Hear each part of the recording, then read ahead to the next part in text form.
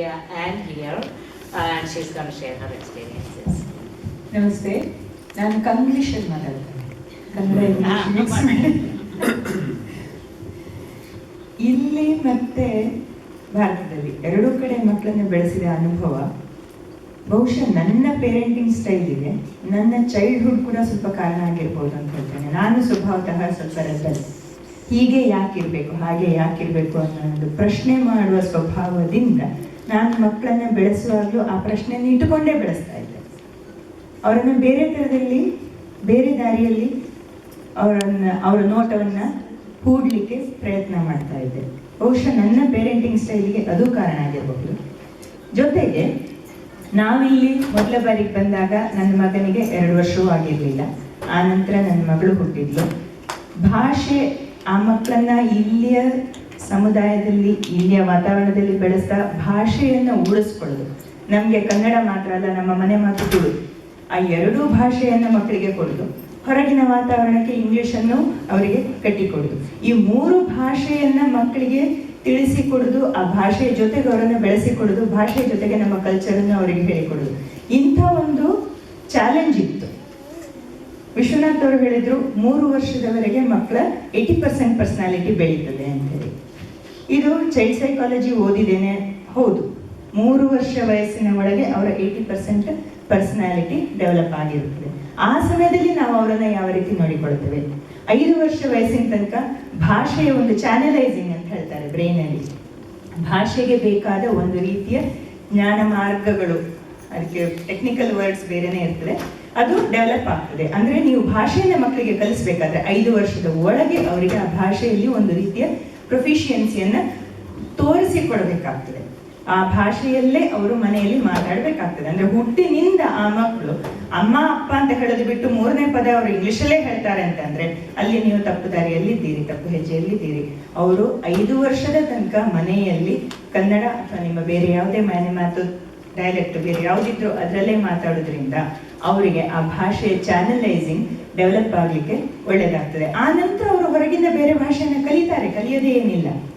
ಈಗ ಅಪ್ಪ ಅಮ್ಮ ಇಬ್ಬರು ಕೆಲಸಕ್ಕೆ ಹೋಗುವ ವಾತಾವರಣದಲ್ಲಿ ಆ ಮಕ್ಕಳು ಸ್ವಭಾವತಃ 2 ವರ್ಷಕ್ಕೂ ಮೊದಲೇ ಹಿರಿಯರು, ಅತ್ತೆ ಮಾವ, ಅಪ್ಪ ಅಮ್ಮ ಎಲ್ಲ ಬಂದು ಇಲ್ಲಿ ಮಕ್ಕಳನ್ನು ನೋಡಿಕೊಳ್ಳಿಕ್ಕೆ 2 ವರ್ಷದವರೆಗೆ ಬಂದ್ರು. ಆ ನಂತರ ಆ ಮಕ್ಕಳು ಪ್ಲೇ ಸ್ಕೂಲು ಅದು ಇದು ಅಂತ ಹೇಳಿಕೊಂಡು, ಟಿವಿ ಅಂತ ಹೇಳಿಕೊಂಡು ಬೇರೆ ಭಾಷೆ ಕಲಿತಾರೆ, ಇಲ್ಲ ಅಂತ ಹೇಳೋದಿಲ್ಲ. ಇದಕ್ಕೆ ಇನ್ನೊಂದು ಉದಾಹರಣೆ ನಾನು ಹೇಳೋದು, ನನ್ನ ಮನೆಯಲ್ಲೇ ಅತ್ತೆ ಮನೆಯಲ್ಲಿ ಅತ್ತೆ ಮಾವ, ನನ್ನ ಮೈದುನ, ಅವನ ಹೆಂಡತಿ, ದೊಡ್ಡ ಹುಡುಗಿ, ಚಿಕ್ಕ ಹುಡುಗಿ, ಹೀಗೆ 6 ಜನ ಅಡಲ್ಟ್ಸ್ ಮನೆ ಸುತ್ತಮುತ್ತ ದಿನನಿತ್ಯ ಬಂದು ಹೋಗುವ ಮಿನಿಮಮ್ 7-8 ಜನ ಕೆಲಸದವರು ಬೇರೆಯವರು ಎಲ್ಲ ಇದ್ದುಕೊಂಡು ನನ್ನ ಮೈದನ ಚಿಕ್ಕ ಹುಡುಗಿ ಮನೆಯಲ್ಲಿ ಸದಾ ಟಿವಿ ನೋಡ್ತಾ 2.5 ವರ್ಷದ ಹುಡುಗಿ ಮುಜೆ ಸೋನಾ ಹೈ, ಮುಜೆ ನೀಂದ ಆ ರಹಿ ಹೈ, ಮನೆಯಲ್ಲಿ ಬೇರೆ ಯಾರಿಗೂ ಹಿಂದಿ ಬರುವುದಿಲ್ಲ.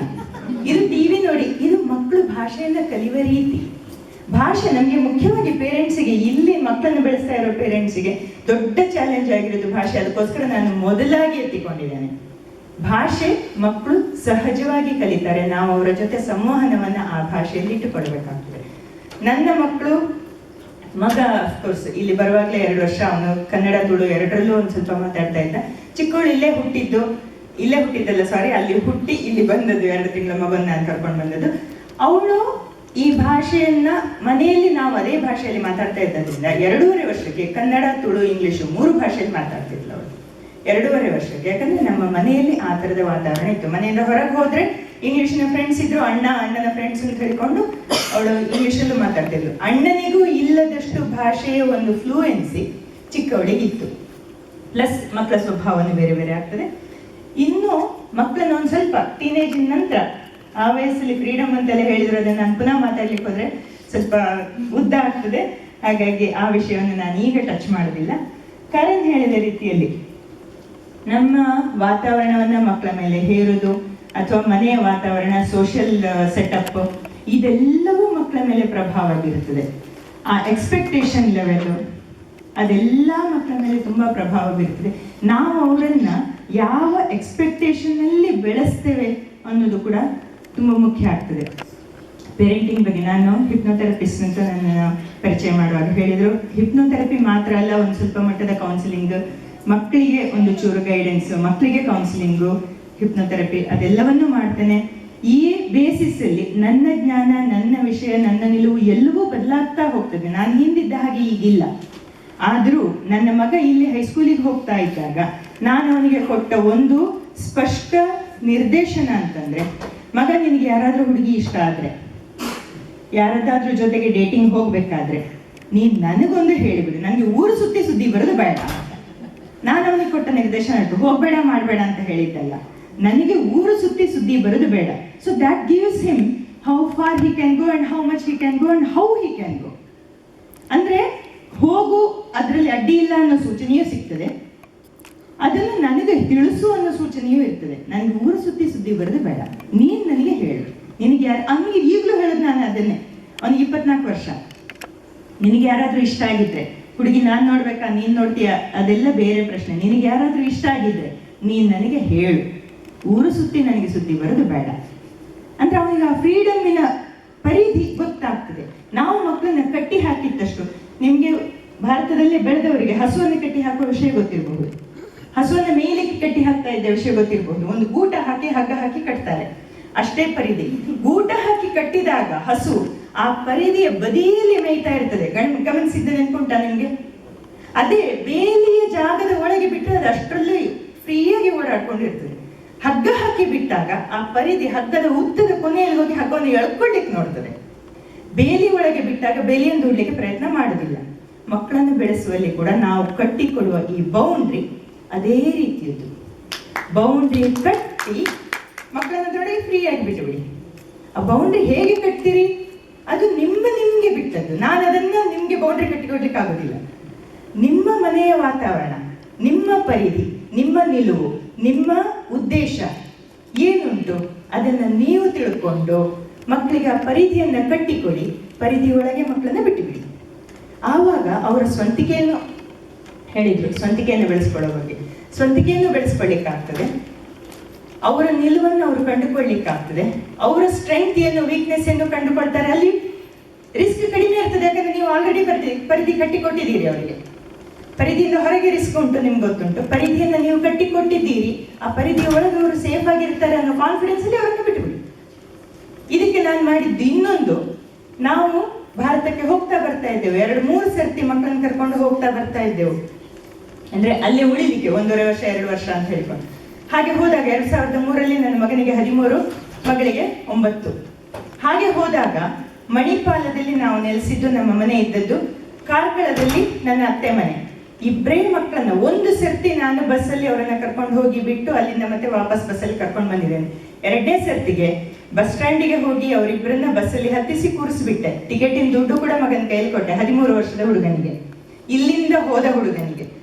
ಅವನಿಗೆ ತುಳು, ಆ ಲೋಕಲ್ ತುಳು ಸರಿ ಬರೋದಿಲ್ಲ, ಆದ್ರೆ ಕನ್ನಡ ಬರ್ತಿತ್ತು. ನಮ್ಮ ಆ ತುಳುವಿನ ಇಂದು ಡೈಲೆಕ್ಟ್ ಚೆನ್ನಾಗಿ ಬರ್ತಿತ್ತು. ಕನ್ನಡದಲ್ಲಿ ಅಲ್ಲಿ ಜೋಡ್ ರಸ್ತೆ ಅಂತ ಸ್ಟಾಪ್, ಅದು ಆ ಸ್ಟಾಪಿನ ಹೆಸರು ಹೇಳಿ 1.5 ಟಿಕೆಟ್ ಲೆಕ್ಕ. ಅವನಿಗೆ, ಇವನಿಗೆ 12 ದಾಟಿದೆ, ಅವಳಿಗೆ 9. 1.5 ಟಿಕೆಟ್. ಆ ಟಿಕೆಟಿನ ದುಡ್ಡು ಕೊಟ್ಟು ಚಿಲ್ಲರೆ ತಕೊಳ್ಬೇಕು. ಇವರನ್ನು ಬಸ್ ಹತ್ತಿಸಿದ ನಂತರ ನಾನು ಮನೆಗೆ ಬಂದು ನನ್ನ ಮೈದನಿಗೆ ಫೋನ್ ಮಾಡಿ ಹೇಳ್ತಿದ್ದೆ, ಇಂಥ ಬಸ್ಸಲ್ಲಿ ಬರ್ತಾರೆ ಮಕ್ಕಳು. ಅವನು ಆ ಸ್ಟಾಪ್ ಅಲ್ಲಿ ಇಳಿದು ಮಕ್ಕಳನ್ನ ಪಿಕ್ ಮಾಡಿ ಮನೆಗೆ ಕರ್ಕೊಂಡು ಹೋಗ್ತಿದ್ದೆ. ಅಲ್ಲಿ ಮತ್ತೆ 1.5 ಕಿಲೋಮೀಟರ್ ಇತ್ತು ಮನೆಗೆ. ಈ ರೀತಿಯ ಒಂದು ಫ್ರೀಡಮ್ ಸೆಟಪ್ ನಾನು ಮಾಡಿದ್ದೆ. ಆವಾಗ ಅವರಿಗೆ ಕಾನ್ಫಿಡೆನ್ಸ್ ಬರ್ತದೆ. ಫಸ್ಟ್ ಟೈಮ್ ಹೆದರಿದ್ದ, ಹತ್ತುಕೊಂಡೇ ಬಸ್ ಹತ್ತಿದ್ದ. ಇವಳು ಹೋಗೋಣ ಎಲ್ಲ ಹೋಗೋಣ, ಇದೊಂಚೂರು ಡಾಡವಿಲ್ಲ ನನ್ನ ಬುದ್ಧಿ ಇದ್ದದ್ದು, ಅದು ಹೋಗೋಣ ಅಂತ ಹೇಳ್ಕೊಂಡು. ಅವನಿಗೆ ಹೆದರಿಕೆ, ತಾನು ಜವಾಬ್ದಾರಿ ಅಲ್ಲ, 13 ವರ್ಷದ ಹುಡುಗನಿಗೆ ಆ ಮಟ್ಟದ ಒಂದು ಜವಾಬ್ದಾರಿ. ಆ ಜವಾಬ್ದಾರಿಯನ್ನು ಕೊಡುವ ಕಾನ್ಫಿಡೆನ್ಸ್ ನಾನು ಅವನಲ್ಲಿ ಇಟ್ಟದ್ರಿಂದ ಅವನಿಗೆ ಒಂಚೂರು ಹೆದರಿಕೆ ಇದ್ರೂ ಕೂಡ ಇವಾಗ ಈಸ್ ಕಂಫರ್ಟೇಬಲ್. ಒಂದು ಸರಿ ಬೈದದ್ದುಂಟು ಅವನು, ನೀವು ನಮ್ಮನ್ನ ಯಾವ ರೀತಿ ಬಸ್ಸಲ್ಲಿ ಕಳಿಸಿದ್ರಿ, ಪುಷ್ ಮಾಡಿದ್ರಿ ಅಂತೇಳಿ. ಆ ಪುಷ್ ಮಾಡಿದ್ರಿಂದ ಏನಾದ್ರೂ ತೊಂದರೆ ಆಯ್ತಾ ಕೇಳಿದೆ ನಾನು. ಏನಾದ್ರೂ ತೊಂದರೆ ಆಯ್ತಾ? ಹೆದರಿಕೆ ಆಗಿತ್ತು. ಹೆದರಿಕೆ ಸಹಜ ಮಗ, ಆ ಹೆದರಿಕೆ ನಿನಗೊಂದು ಜಾಗ್ರತೆಯನ್ನು ಕೊಡ್ತದೆ. ಹೌದಾ ಕೇಳಿದೆ. ಹೌದು ಅಂತ ಒಪ್ಪಿಕೊಂಡ. ಅಲ್ಲಿಗೆ ಐ ರೆಸ್ಟ್ ಮೈ ಕೇಸ್ ಅಂತ ಹೇಳಿದೆ ನಾನು.